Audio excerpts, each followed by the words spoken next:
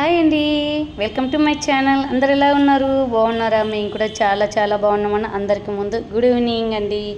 ఈరోజు అయితే టెర్రస్ గార్డెన్లో అయితే కూరగాయలు హార్వెస్ట్ చేస్తున్నానండి. ఒక్కరోజు తెంచకపోయినా కూడా హార్వెస్ట్ అయితే ఫుల్ అయిపోతున్నాయండి. కూరగాయలు మాత్రం చాలా అంటే చాలా వచ్చాయండి.